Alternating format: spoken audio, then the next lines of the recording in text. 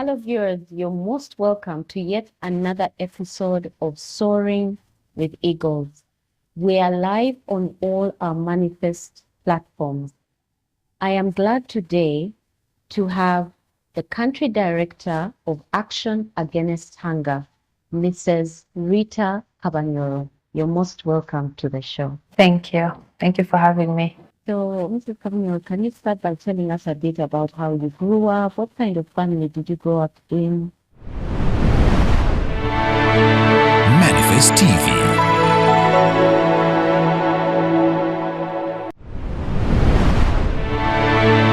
Manifest TV.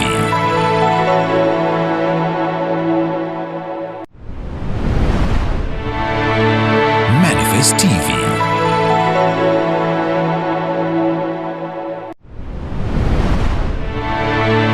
Manifest TV.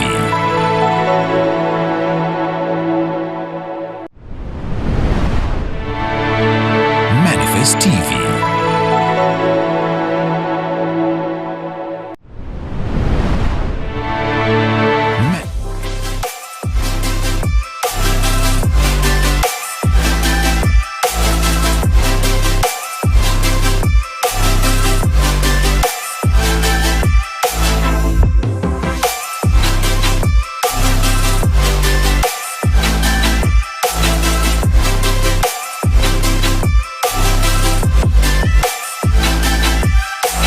Viewers, you're most welcome to yet another episode of Soaring with Eagles. My name is Pastor Joe Ninsiima, and we are live on all our manifest platforms. Now today I have an amazing guest. He's called Moses Waswa, the CEO of Swift Minds. You're most welcome to this show. Thank you, Pastor Joy. Yes. So, you said that Balongo, do not say Mr. Yeah, being a twin is already a title you're born with. Mm-hmm. So I would, especially in Buganda, we don't add the Mr. You don't add the Mr. Yes. Can you start by telling us a bit about Mr.? First of all, I am a believer in Jesus Christ. I am Christian. And I've been born again since I was 14 years. Yes. And I am a motivational speaker. I'm a writer. Mm. I head also a team at a company called Swift Minds, which is management and human resource consulting. I am also the director PR and marketing for the Human Resource Managers Association of Uganda.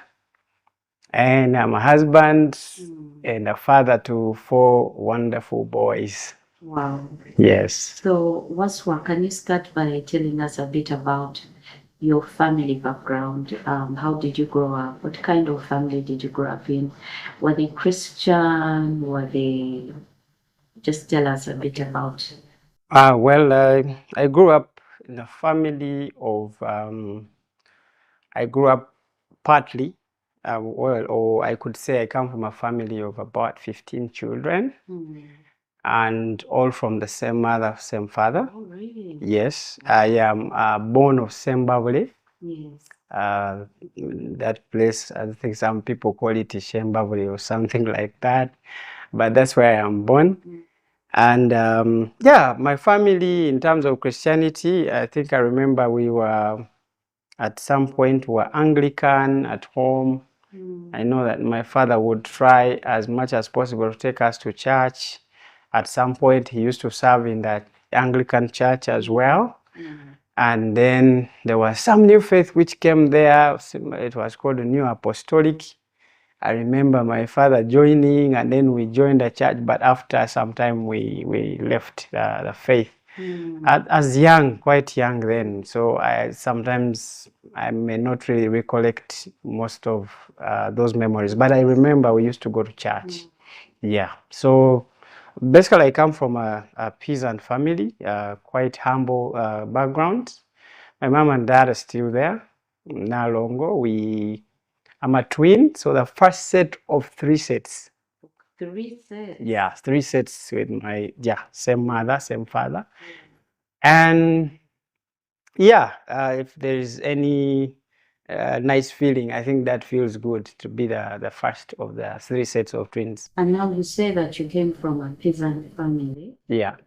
I can imagine the burden or the load that was on your parents. Well, I think it's a blessing to have twins, but you're talking about 3 sets of twins. Yeah. So what was that like? I mean, I don't know. I might not, I don't really know what the burden was, but now being a parent to 4 boys, I look back and I'm like, so how were they really doing it? You know, having to raise all the 15 children, having to have twins, 1 set, 2nd set, 3rd set. It must have been really, really tough, and I'm sure every parent can attest to that. Yes. Tell me, okay, about how did your education? Yes. Yeah. My education was it's actually a very interesting journey. At 7 years, I was picked from home by my aunt, one of my father's sisters, and I think she needed someone to stay with. She didn't have children of her own, so she picked me, and my father gave up. Said, okay, Waswa should go, because I was pretty much, those kids who like to do everything around home. They send you for this, you seem to be sharper than everybody around. So my dad was like, you can go with your auntie. And I was happy also to change environment. Excited. Yeah, I mean, it's being in a family where your competition is high, competition for attention. Imagine what it was like when it was time to Yes. Competition is so high for attention, for parents. It was high. So I wanted out as a child. It was an easy decision. I went with my auntie, started staying with her in Ibusoga. And I think I stayed with her about 2 years. I was in P3, then P2, then P3, then P4. Around P5, sort of like she got back home when their father had passed. And okay, I think they had gone to share their inheritance and all that. And then she came back. When she came back, she had really changed. She was not the person that was really caring anymore. She was very abusive and all that. She would beat me. She would leave you to sleep hungry, sleep on the floor and all that. So as a child, I think I was growing now at about 10 years, 9, 10 years. I realized that I was staying with someone who didn't like me anymore. And you think it was because maybe there was a problem with the sharing of inheritance? Yeah, yes. Yeah, then I didn't know what had transpired in the village, so I don't know. It's after a very long time that I actually got to interpret that, oh, I think the sharing of the inheritance is the one that really brought a problem. So she really, really treated me so bad as a child. And I even told myself that I'll never give up my child to stay with anybody else, even if I know you that much. Like, my experience really just made me not trust anybody with my children. Like, I can't trust you with my children. But that being said, God was gracious enough that that opened my mind up as a child. I started making friends, and it's from these friends where I would actually go and stay sometimes. So you go to a friend's home, they shelter you, and then she comes looking for you, and then you go back to the same thing. Because as a child, you can tell the difference. When you go to your friend's home, even if they don't know you, but they're treating you better than someone who knows you. So you definitely prefer to stay away. So even when she would come for me, I would actually stay away. Because even during school, you would ask for books, simple. I remember then I was in UPE, simple 15,000 to pay at school, and she wouldn't. I was barefoot. I used to walk barefoot all my primary school. Yes, I used to walk barefoot the whole of primary school. No shoe, nothing. You wake up, you have to first go and dig and all that. Well, the digging is not bad, but there were some extreme things that really happened. And for me, I started staying with my friends, and with time I realized that maybe I was staying with friends nearby. So I started now going far away. She said you were very stubborn. Yeah, I thought I was stubborn, but I think that was God's way of also protecting me, because I also loved school so much. And growing up, I didn't see my brothers and sisters going to school. So for me, going back to the village was not an option. Even though I was young, I knew I needed to stay away from my auntie, but also from my home, for me to be able to attain a good education, because my big brothers and sisters had not gone to school to like so far. So I would stay with my friends and make sure that I'm going to school. Now at school, I also got a teacher that I talked to. He really liked me a lot. I remember by then we had shifted, I think, from Busoga to Mbale.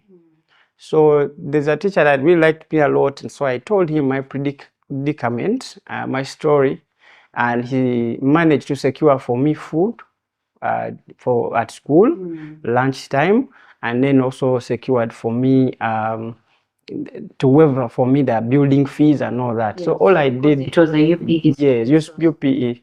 Yeah, You don't pay school fees. there was something that we used to pay, building fees, building fund. So that was waived. Yeah, so it was what the school considered to be as school fees. You went to talk to the... I was, I think then I was 11. I was in P6. So I talked to him. I told him, you know what, I need to stay in school, but I don't think I can handle the hunger in school.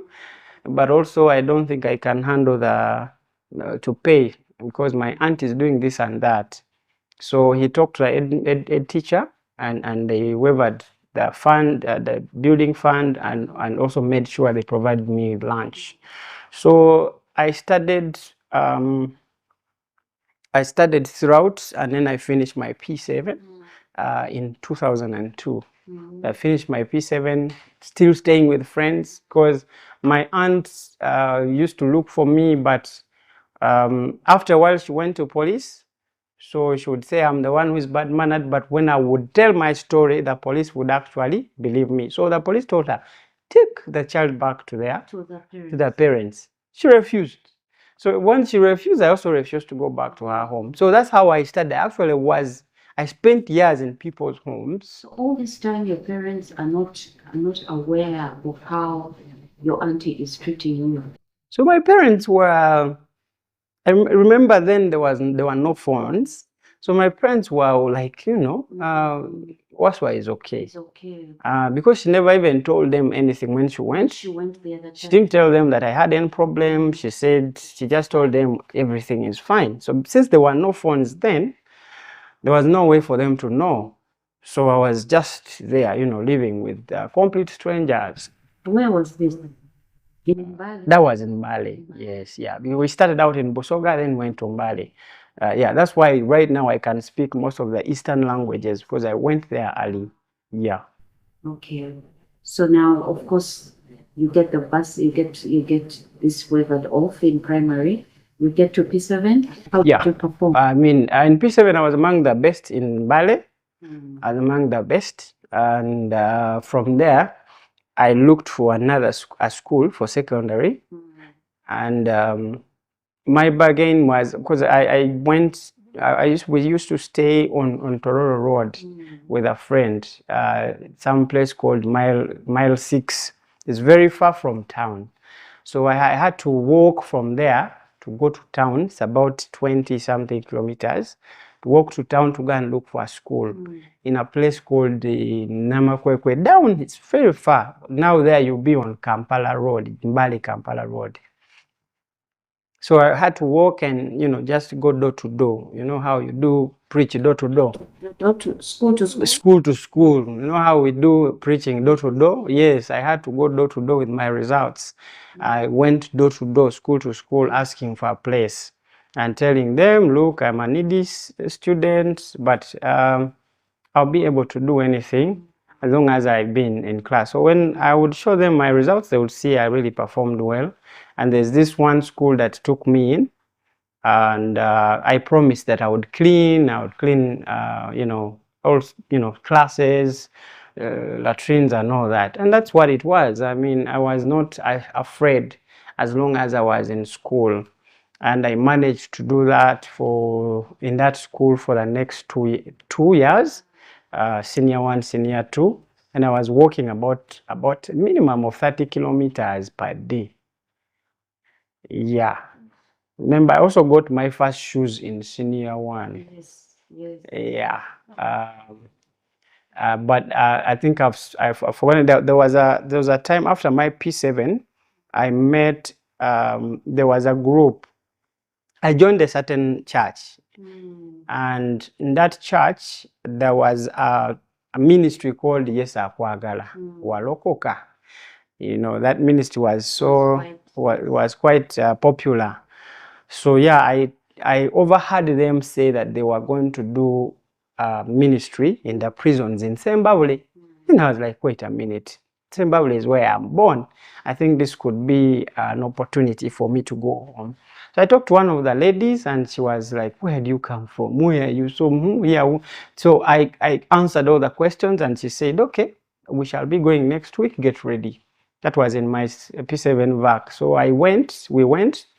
I could remember home. I could remember the district, the county, sub-county, and the village. And so it was easy to reach, you know. I remember we used to cram those things when we were in early primary. This is the district, this is the county, and all that. After how many years? That was about after 4 to 5. Yeah, around 4 or 5 years, yes. Then you went home. Went home, this ministry took me home and we reached. Yeah. So, but after reaching, everyone was crying. We thought you are dead. What? Yeah, because my father was worried of how my aunt left. She was so annoyed. And I think the exchange, and she said, I will never even bring back your child. Yeah, so they cried because they thought maybe she had killed me or something. But when I reached, you know, when all the excitement had gone down, I told them I'm going back to Mbali because I was going back to study. Because I looked around and the hope of me continuing with school was very minimal. So I told them, let me go back to Mbali. I said, no, so now where are you going back? Why you're going back to who? I told them, who was I staying with all this time? I'm alive and I was studying. So they gave me some money. My father sold some coffee and gave me some money and told me, you go. So I went back and I continued to senior 3. And after senior 3, there was a gentleman that had joined campus who was my friend. We were in the same church. I remember in that church I joined the worship team. I used also to clean the church, make sure that the people around see me. So I used to really be very active and making sure that I'm not feeling sorry for myself. Yeah, so I used to clean the church almost every day. We go slash, mop and all that, and then pray. So I used to have also ample time to go fast and pray. I remember in that church, it was the first place where I fasted for 72 hours dry at 15 years. For the 3 days. Yes, and guess what I was praying for? My future. I was praying for my future. I said, God, I want a bright future. And I fasted for 72 hours. Even adults were fearing to do 72 hours. But I fasted for 72 hours. I remember that is one of the biggest turning points in my life. Because I gave my life to Christ. I like used to sleep on the floor on cement, just seeking God. I don't even know. Sometimes I don't even know what I used to tell God, but I know I used to tell God something. I told God, I want to be different. I want to serve you. I want to be different. If you change my future, this is what I'm going to do for you. And those 72 hours of fasting and praying, I believe they really changed something in the spirit. I remember when I was fasting and praying and on that 72 hours and there was a plane that passed in the sky. And I just pointed at that plane. I said, I am going to be taking planes. Flights. I'm going to be taking plains, and I command you. So I don't even remember the spiritual interpretation of that, but I made that declaration. Yeah. It's empowering what we speak. Yeah, so that's at that church.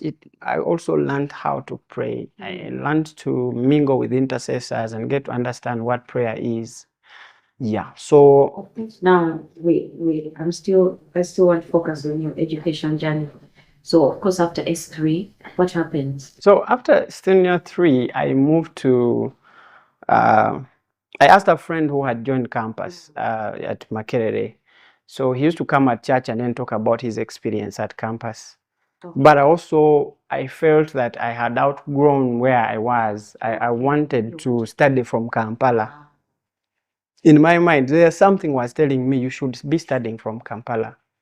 At senior 3, in senior 3, actually in Bale, so I had also entered into the music production. I was recording music. I was known in most of the churches I used to sing to, but I wanted to continue studying. So I told my friend I need to come and visit you and then look for school. So to cut the whole story short, I visited him, and the first week I asked him for transport to go where, I didn't know, but I just wanted to look for school. To Kampala, you have no idea which school, Yeah. where, just asking for. Yes, I was with my friend at Mitchell Hall in Makerere University. He was a resident. So he gave me transport. When I got out of Mitchell Hall, I walked to Wandegeya and I took a taxi to Ntinda. They were just calling Ntinda, Wokoto, and I entered. When they dropped me in Ntinda at the roundabout, it's exactly where they dropped me. That's why there were, I saw there were signposts. On Tinder View, then the school was functioning. There was Palandisa, there was East High. I said, okay, these are enough schools for me to do for that day. So I went, I walked up to Kulambiro, and I went to Tinder View. I explained to them I was looking for a school for bursary. They didn't seem to buy, so I went to the next one, East High, told them the same story. They didn't buy. I went to the extreme end where there was a school called Palandisa. Found the headmistress was still there. She told me, okay, good story, but come back and see the director. So I went back the following day and saw the director, told him my story, and I told him, if you give me a place, not just for free, but I'll also do the cleaning around this school so that you don't have to spend on slashing, on cleaning your whatever, your washrooms for the students. And he bought it because I was willing to give something in return. I wasn't just asking for a bursary, I was willing to do something extra. So he bought it and told me, look, the term is starting, come and start. So the following week, I went back to my friend. I told him, you know what? Right now I need a mattress and some books. So your friend bought them? Yeah. So my friend bought them, but also I told one of my cousins, and he was able to contribute something. Then I went to school, and that's where I did my senior 4 from. Where would you go for holiday? So I remember that when I was with my friend, I used to go for prime time at Makerere. So that was a gospel show where students used to go. So I found a friend there who really, we connected, and he liked how I sang. He liked my music, and then we became friends. And when I visited him, I told him I got a school, but during holidays, I don't have where to go. So he told me, you can always come to my place. He was staying in Kisasi. He had just gotten married, but he provided a place for me. So I would just be there also, help him around, slash the compound, and be helpful the best that I could. You don't go in that school? In that school, I was there for 1 year. Oh. Yeah. And then? I was there for 1 year. No, I wanted more. Okay. I wanted more, and that was now S3? S4. S4. S4, yeah. I wanted more. Why? Because I'd seen students, and I've seen students who had gotten good exposure in how they were really conduct themselves, people, in churches where I was, I used to go to, and how people would look. Actually, when I was in senior 4 there, I joined Watoto Church. And Watoto Church is one of those churches where you would go, people have children are coming with their parents, they're all looking cool, I said, even me, I need to change my what? I need to change my life, I need to change my school. These students, how they are looking. So that for me actually was a big inspiration, because I also joined their choir, the youth choir. Yes. And you would see all these guys coming, they're all putting on in a cool way, and you would admire them, of course, silently. And so inside I was like, no, I also need to change something about my life. So the school where I was, it's not like it was bad, but I just needed more. I had been challenged by, just looking at my peers. So in that school, there was a reverend who used to lead prayers, and we had become friends. I've always easily made friends. So we became friends, and then I asked him, do you think you can get me another school? So he said, no, I might not be able, but there is a school where I usually go for beginning of term prayers. So I asked him which school. He said it's a Roma Christian high school. I said, okay. He said, you can come and tag along. It's actually starting. That time when I talked to him, actually it was the prayers were the following week. So cut the whole story short, we went. And what was my role there? It was to pray. But with something back of my mind that maybe I will see someone that I will talk to about my desire to join. And but remember that around that time I'd sat for 2 terms. Because I wanted to join another school. 2 terms. So it was 3rd term, senior 5. So when we went that day, the person who was supposed to lead praise and worship did not appear. I think they got a stomachache or something. And they asked around, so who is going to lead us in praise and worship? I said, I can. So I put up my hand and led them through the praise and worship the whole night. The whole night, I was the one leading praise and worship. When we went to anoint, there was an anointing service later in the night, anointing the classes. Still, I was the one leading praise and worship. So in the morning, the director, Mrs. Sechide, asks me, I was walking on the compound and she was also passing, she asked me, wow, you sing so well. Where do you serve from? And which school are you? See how God puts things together. Hey, you don't know what that question was asking me to say. Wow. I directly told her a story, and I told her I admired her school, I admired what she was doing, what they were doing. I would love to have an opportunity to study there. And she said, oh, we love worshippers like you. You should write a letter to the bursary committee. And I also sit on the committee, and then we see what will happen. I said, thank you. And she left. So I went back. I was so excited. I remember by then, I think I'd started staying with the Reverend in Mukono for about 2 weeks. So when I went back, I wrote the letter myself and took it back the following day. In 2 weeks, they called me, said, come and study. Wow. Yes. Wow. That is so powerful. Yeah. That is so powerful. So we have to go into a break right now, and then when we return, we'll talk about your faith journey and also continue with your education journey. So viewers, will be right back after this break.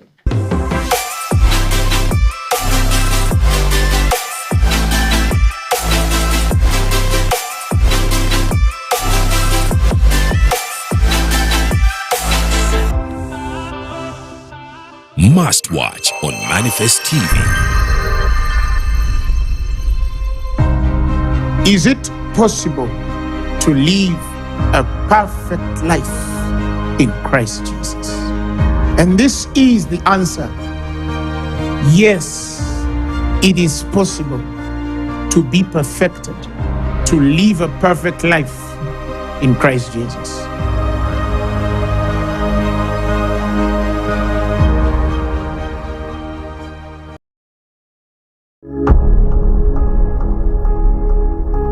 The Phaneroo Ministries International Night of Prayer. The night when cycles will change. The moment when a new season will be born. Whenever there is an end of a cycle and the birth of another cycle in your life, it's important for you to spend time in the presence of God to hear for the next cycle.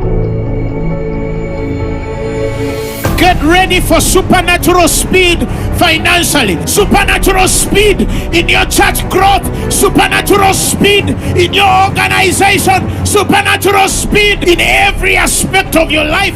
The man of God, Apostle Grace Lubega, will unveil key prophetic milestones, personal, national, and global points of prayer for the new year and season. In the next days of your life, you're going to connect to a glory and an anointing that you have never seen for the last years of your lives. You can't afford to enter 2026 without divine instruction, without divine direction.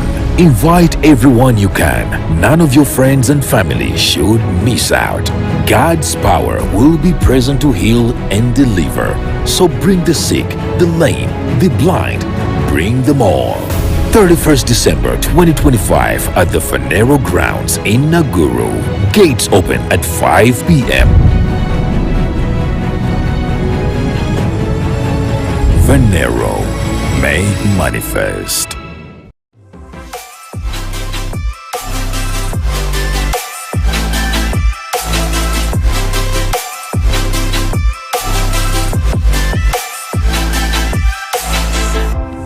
Welcome back from the break. You're still watching Soaring with Eagles. And my guest is Moses Waswa, the CEO of Swift Minds, who has told us about his traumatic experience when he had to leave his parents and move in with his auntie and had to go through so much to reach where he is. Amazingly, he was able to end up in Seroma High School, and a school that is well known to be prominent. So we thank God for that. So Moses Waswa, so you end up in Seroma in S5 third term. Yes. So how were you able to pick up? It was hard. I remember, in good and competitive schools, by that time they're done with the curriculum. And all they're doing is revision basically for senior six. So I had to do a lot to catch up, including, picking which combination to do. Yes. Then having to also work towards getting the required marks, the required points to go to senior six. It was a lot. But I was very strategic. I remember I picked PCM, and then chemistry seemed to be very difficult. I removed it and replaced it with economics and entrepreneurship. Yes. So economics, as I coped the notes, seemed to be very easy for me, and entrepreneurship. So I made sure that I read so hard to make sure I get A's in those ones, and then as I pull up the physics and mathematics. I remember by then sciences was the new buzzing thing. So if you did sciences, you looked cooler and all that. Yeah, but after the third term, that term when I joined, I remember I got 9 points. That even there are some students that I found there got 0. I got 9 points. So when the director of studies looked at me, was like, "How did you do that?" I said I was able to. But taking the story a bit faster, I remained there, but I also became very prominent in chapel and serving. So I was really singing, and I was one of those people that were really known in serving God in the church, in the chapel. And then the senior six came. I concentrated on my books while serving still, interceding and all that. Some of us even had a group of students that used to intercede and pray. And comes UNEB, senior six, I was among the best students in the school and among the best students in the country. Yeah. Yes. The best students in the country. Yes, I was among the best students in the country. Wow. Yeah, because I remember I got 22 points. Yes. And to get 22, you're basically top. From 22, 23, from What's 20 that? What's basically. that? AA, what? I got I think I got a B in physics. I got an A in entrepreneurship, A economics, and I think it was a C in mathematics or a B in mathematics. And but I remember it was entrepreneurship? 22. Entrepreneurship, I got an A. Wow. Yeah. Okay. Yeah, so I performed well and I was among the best. I was even in newspapers, we went to TV and all that. I was very happy. So you went to TV with who? With your- Mrs. Sekide, you know, she's a the- businesswoman and she likes to, do the Yes. PR and all that. We call her, now we call her Mama. Yes, Mama Seroma. Mama Seroma, she has really supported very many people, many students have gone through, even professionals have gone through her hands. Yeah, so we went to TV, we were very happy. I remember that time I even went back to the village, celebrate with my people, Your parents. and were very happy as well. Yes. Yeah, and then we're asking, so what next? So now, what next? I want to know. Yeah. So I mean, being the kind of person that I was and going through school, I think everything really started and rested on me. I did not know these things of having a challenge and then I ran to someone because that someone was not there. Yes. If I did that, maybe it would be my parents. I know. Time came and we had phones and would call them just to update them on my progress. Okay, now I finished senior 4, now I finished senior 6, I performed very well and I'll be so happy. And they would ask me sometimes, but Waswa, if you never been to a here? Because I remember in the village they would say, oh, you Waswa yafuna abazungu bebamuwerera. They would, because I was part of church and all that, so they thought, I would go to abazungu bali bampenda. Yes. But it wasn't so. But they would be happy for my progress because I would update them. I wasn't doing this like on my own. Okay, my parents cannot afford and all that, so I'll exclude them. No, I would actually update them on my progress. Even my twin brother would know, and So after senior 6, the next thing was I needed to earn some money. I needed to get some money, so I went to one of my cousins that was staying in Machindi and asked for 50,000 to start a business. But before asking for 50,000, I first went to Wino and get to know what I can sell. So I went, I did my research, and I realized, okay, women's tops are cheaper to buy. So you would get a top at 2,000 and you go and sell it whatever amount.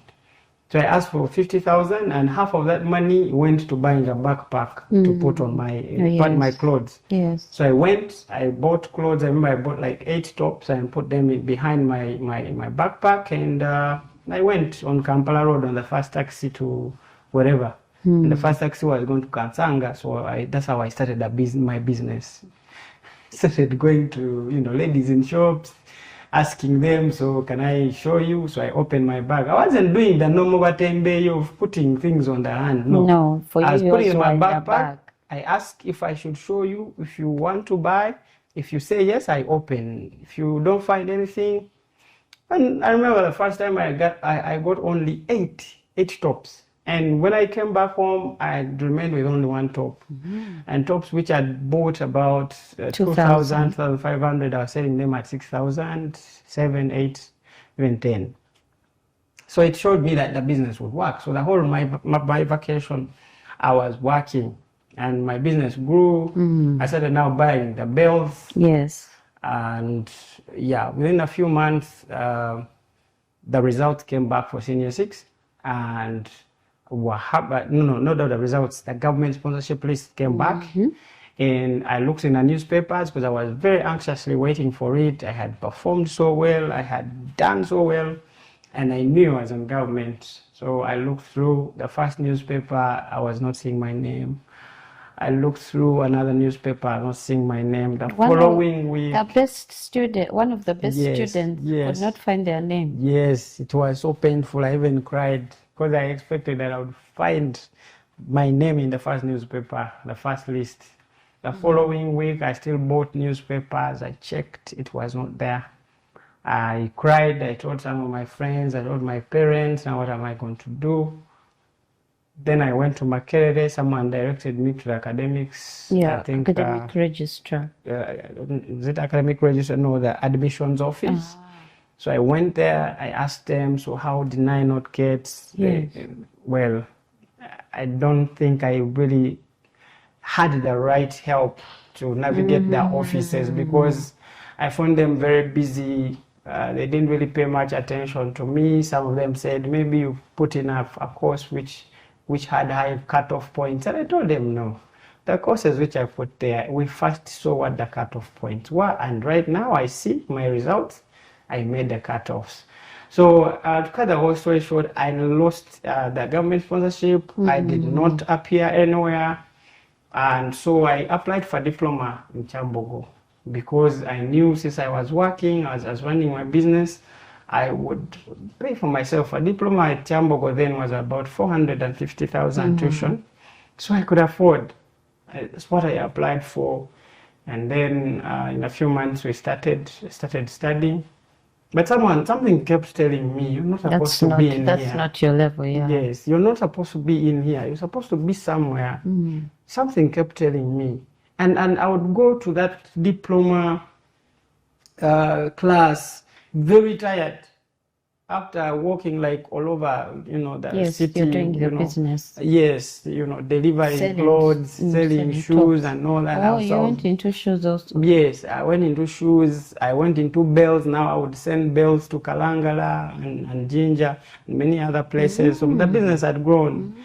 And I would be so tired. Somebody told me, no, this is not your class. Because I remember I was doing a diploma in computer engineering. So something told me, no, this is not your class. You're not supposed to be in this class. You're supposed to be somewhere else. So that's where I started now looking for scholarships. The friend who directed me to the State House, that there was a State House scholarship. So I looked for it. I applied. I remember the first time I went to Parliament, it was just behind, just a little behind Parliament.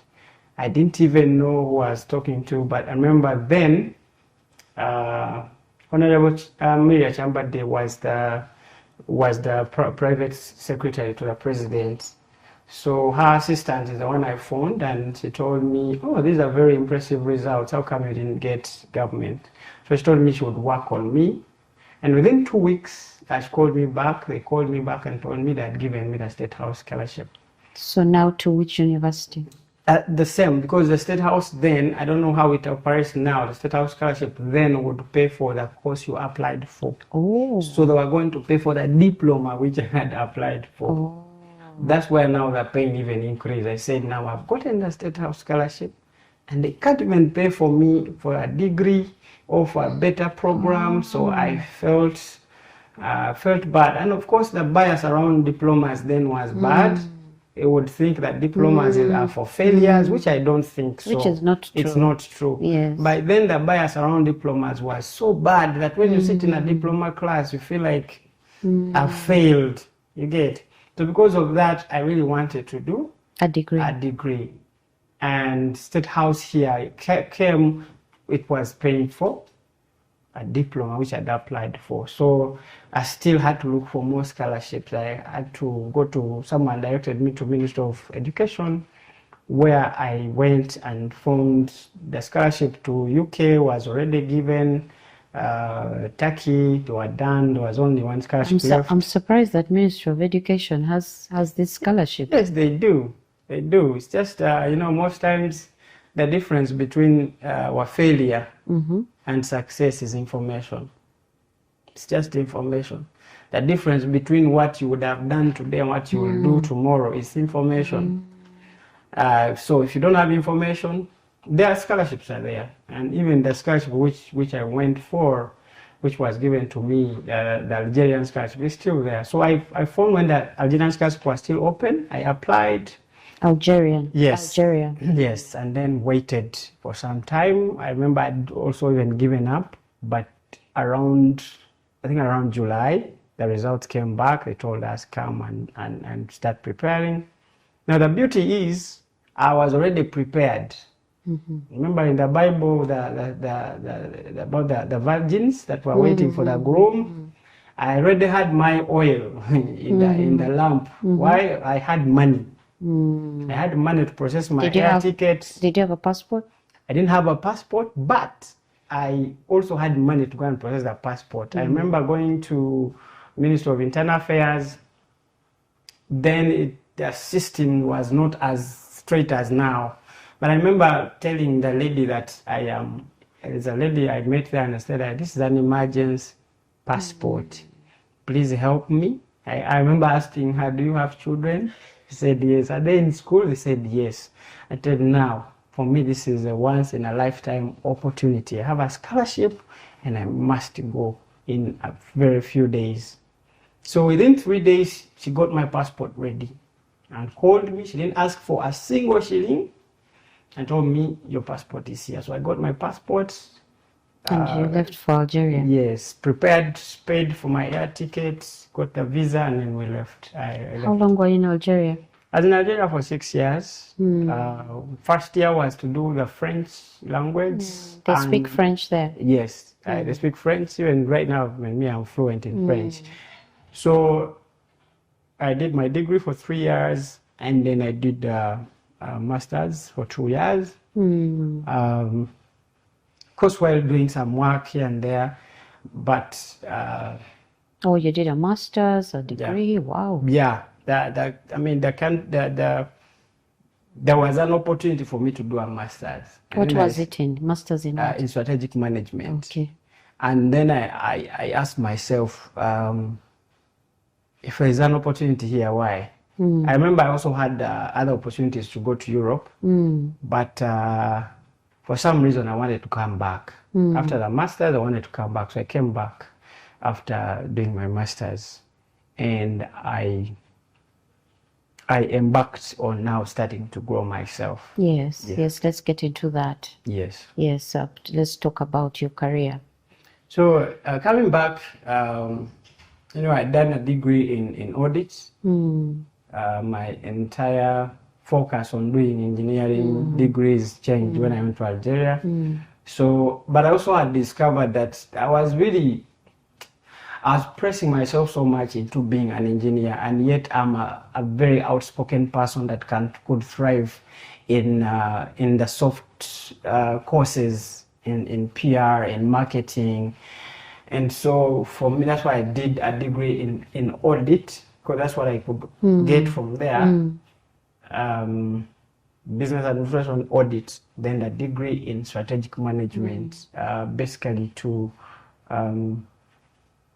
move away from the other, what I desired, that the uninformed career choice of being an engineer. It was just peer pressure. So when I came back here, I started out, I told myself I needed to start out as simple as possible, and the first job I got was paying me about 630,000, and I did that diligently, and then I got another job because I wanted to really line out into consultancy. So I needed to work with, first get a streamline mainstream experience, then get into consultancy. I had really targeted that.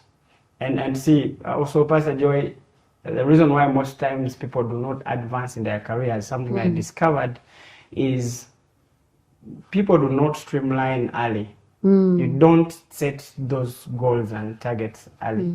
Like, I want to grow like this, I want to go like this, by this time I want to be here. For me, that was, that I did, and I wanted to be in consultants. And that's why right now I have a consultancy firm. Because I streamlined that early. So when I came back, I worked for 3 years.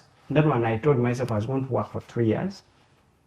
And then after 3 years, I registered my company. You wanted to be self-employed? Yes. Start your own business? Yes, I wanted to start my own business. Remember, in senior 6 back, I was actually doing my own business. So there was no way I was going to stay in employment for a long time. Yeah. Wow. So how long have you this is Swift Minds? Yes. Yes. How long have you? So Swift Minds, we just had it in 2020 before COVID in January. That's now 5 years. That's now 5 years, 2020. But I also, at the time I registered the company, I also went into politics. Oh. I went and contested as MP in Zimbabwe. Okay. Something that took a lot of my money. But also made me learn so many important lessons, and my whole life changed also because it was a big challenge. Sometimes. Who were you contesting with? Who were you against? So in Zimbabwe, Matete. Was it? It wasn't Honorable Kutesa.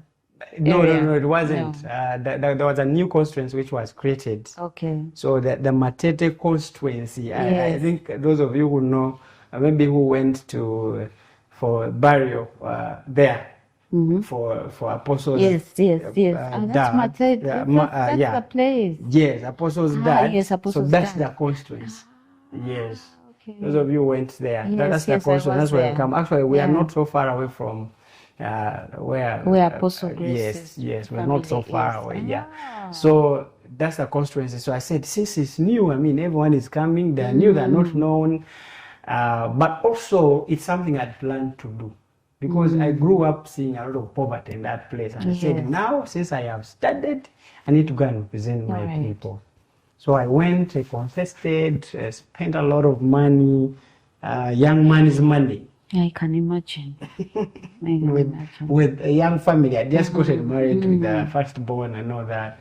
So I went and contested for a whole year. I was just campaigning, spending money, but I learned a very big lesson that stakeholder engagement, people management, making friends is intentional. It is something you do intentionally. Getting people in high places is something you do intentionally, because this is just a lesson I learned, that you do not win an election or you don't win a bid to something in months, something of that caliber. You win it in years. You win people's hearts earlier. You go to certain offices earlier. So anyone who is watching us, I hope they can pick this lesson. Everything as you prepare, you do it earlier. And when I see, I think we started advertising the 31st, the prayer for 31st. I think we started advertising it in what? In October? Yes. Now, people who don't know planning, sometimes they might want to start in December. Yes. Bigger things are caught early. That's what I learned from politics. You want to win whether a political office, you want to win in your job, you plan early. And I that's the lesson that I've learned. So do we hope to see you on the political scene? Political scene, future? I would say I want to be able to, even now I'm serving. There's a number of politicians that I'm actually helping on strategizing. A number of politicians who are my friends, even Parliament. First of all, my company has also been doing some business with Parliament. So we are serving. Even before, I also learned that elective politics is not the only way to serve. It's one of the ways to serve. You get.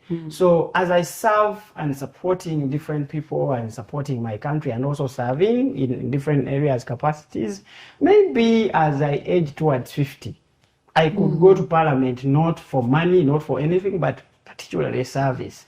There's a big pressure around going to Parliament if you've not really prepared yourself, because Parliament itself is a beast. Yes. It's something huge. That's why people go there saying A, and they come back speaking Z, because it's big. It's something you really prepare for.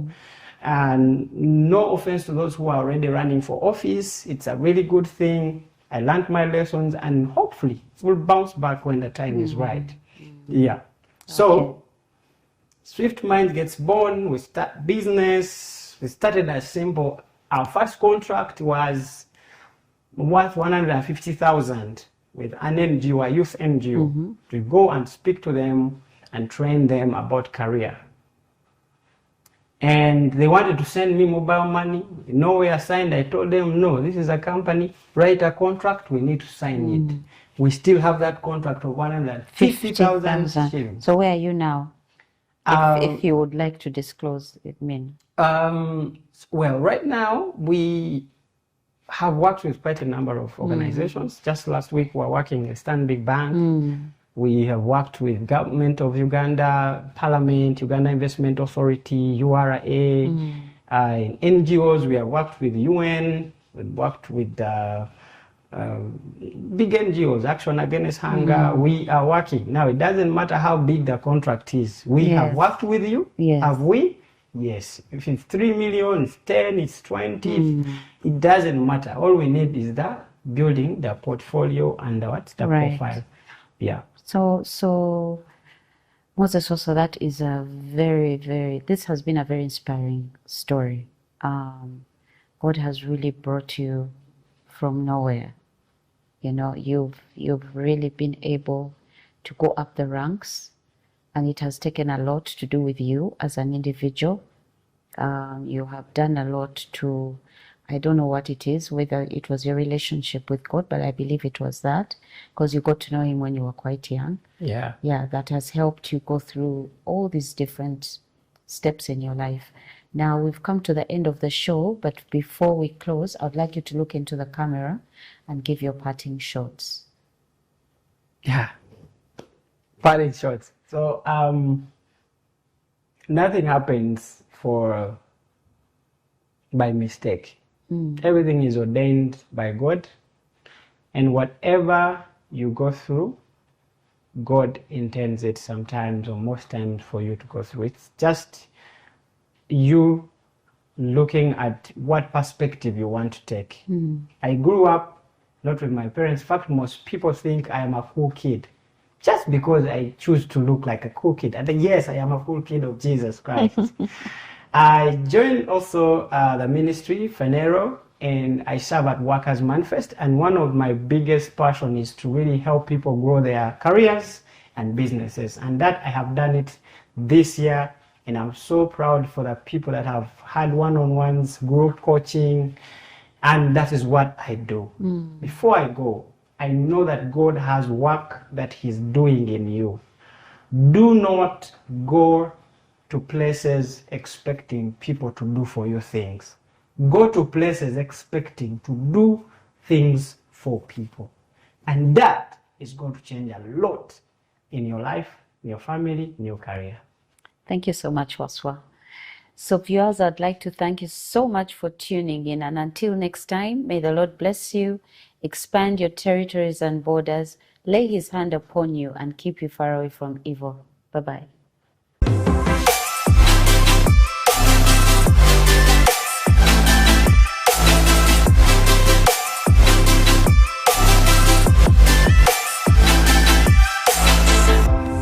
Manifest TV.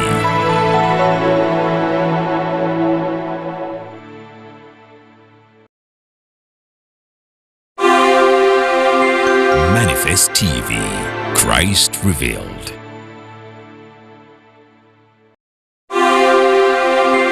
Manifest TV, Christ revealed.